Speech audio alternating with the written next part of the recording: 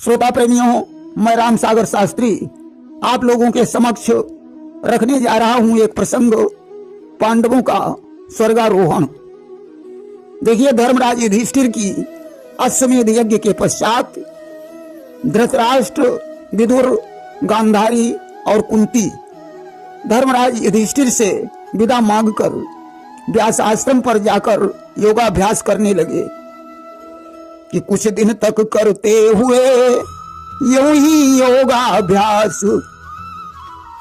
कुछ दिनों तक उन्होंने वहां योगाभ्यास किया कि कुछ दिन तक करते हुए यूं ही योग विधान हुआ शांति के साथ में उन सब का निर्वाण।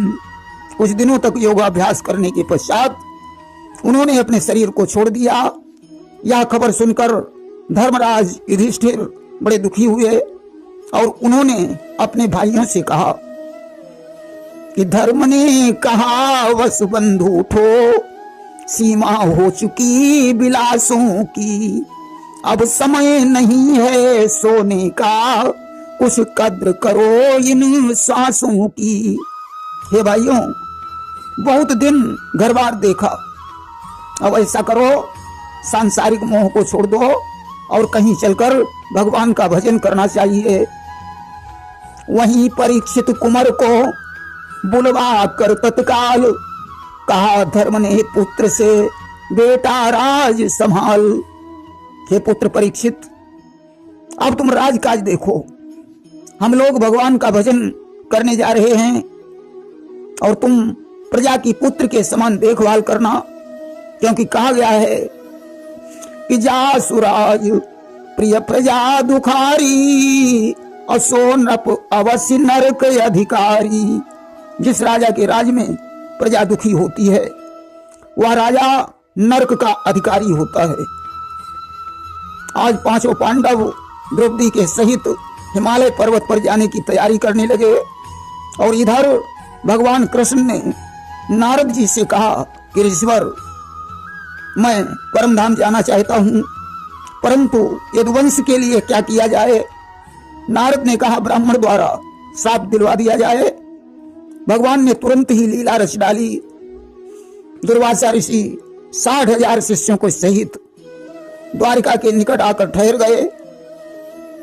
जब वे आंख बंद कर भगवान का ध्यान कर रहे थे, तभी एक यदुवंशी ने उनकी परीक्षा लेने के लिए जामवंती के पुत्र सांब के पेट पर कढ़ाई बांध दी और दुर्वासा से पूछा कि इसके पेट से पुत्र होगा या पुत्री।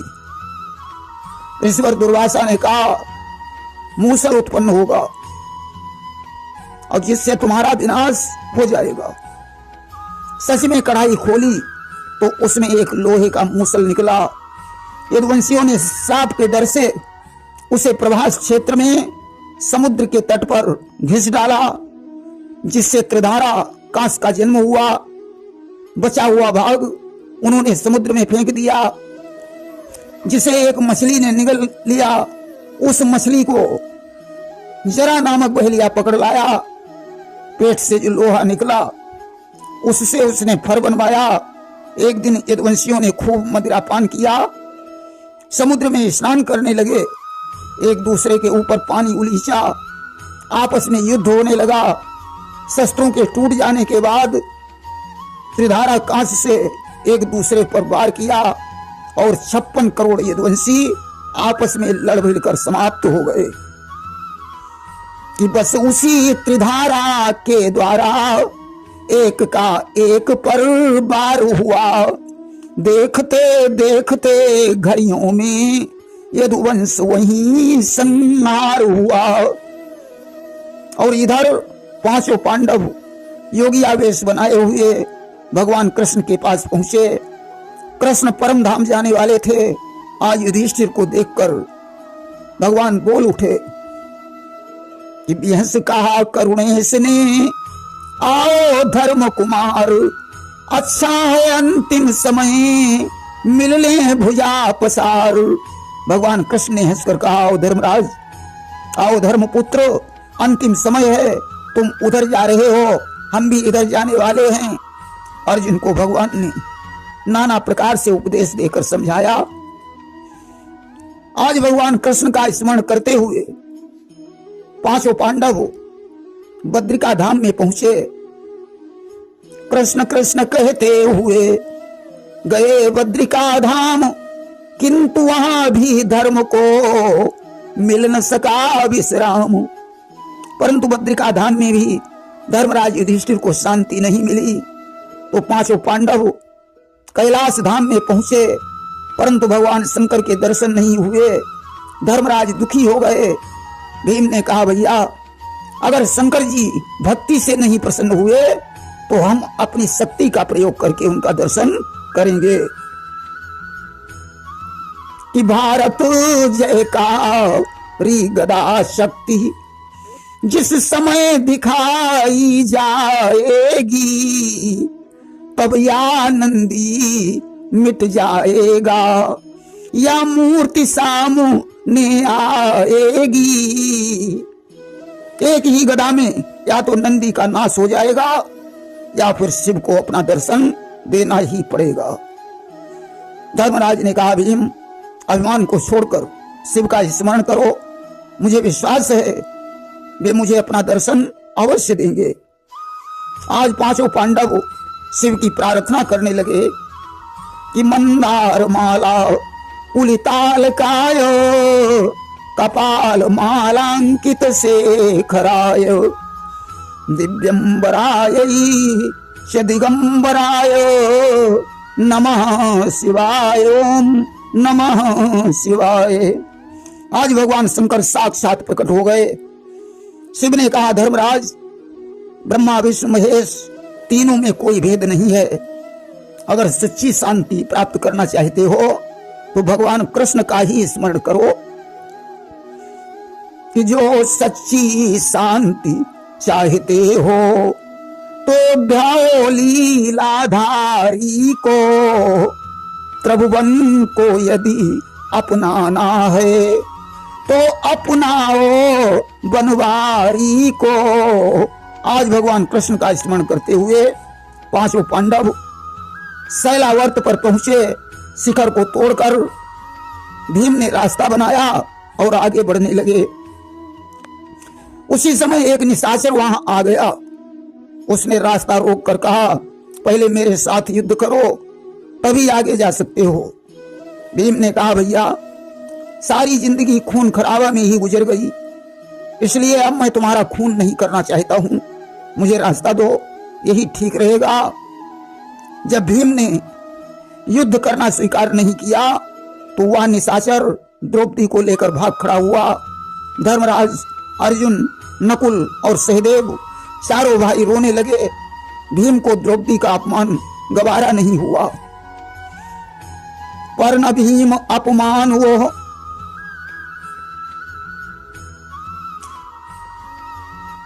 क्षण भर सके समाल, पकड़ नीच को भूमि पर मार दिया तत्काल। भीम ने उसे पकड़कर जमीन पर पटक दिया। आज उस निशाचर का प्राणांत हो गया। पांडव और आगे बढ़े।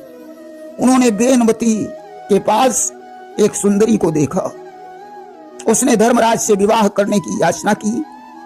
धर्मराज युधिष्ठिर ने कहा, देवी अब तो विवाह नहीं, शांति की जरूरत है। और आगे बढ़े। रास्ते में नारद मुनि कई ऋषि वृंदों के साथ मार्ग में मिल गए। धर्मराज ने उन्हें प्रणाम किया। ऋषियों ने उन्हें आशीर्वाद प्रदान किया। पांडवगण और आगे बढ़े। अस्त हुआ क्या कि लीला का अंतिम दृश्य लिए नट आया लीलाधारी का। श्री कृष्ण कहा दम टूट गया, बढ़ते ही द्रुपद दुलारी का। श्री कृष्ण का स्मरण करते हुए द्रौपदी का दम टूट गया। भीम विलाप करने लगे। धर्मराज ने भीम को समझाया कि द्रौपदी युद्ध का कारण थी, था हत्याओं का पाप इसे, इसलिए सहन हो सका नहीं इस दिव्य लोक का ताप इसे। द्रौपदी युद्ध का कारण थी, सारी हत्याओं का पाप उसके सिर पर था, इसलिए उसका शरीर यहाँ का दिव्य तेज सहन नहीं कर पाया। भैया भीम, अब यह समय मोह बढ़ाने का नहीं है।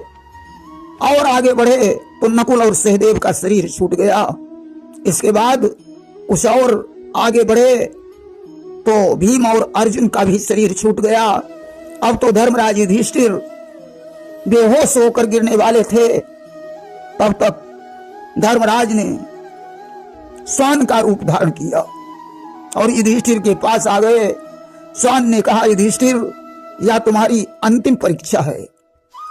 तुम्हारी आंखों से मोह का आंसू नहीं गिरना चाहिए कि अंतिम बार की परीक्षा है। कुछ झोंके दिए जा रहे हैं और ये धर्म तुम्हारे स्वागत को। वह देखो इंद्र आ रहे हैं। हे युधिष्ठिर, तुम्हारे स्वागत के लिए देवराज इंद्र स्वर्ग से विमान लेकर आ रहे हैं। इंद्र ने आकर कहा, आओ धर्म, विमान पर बैठो और स्वर्ग को प्रस्थान करो।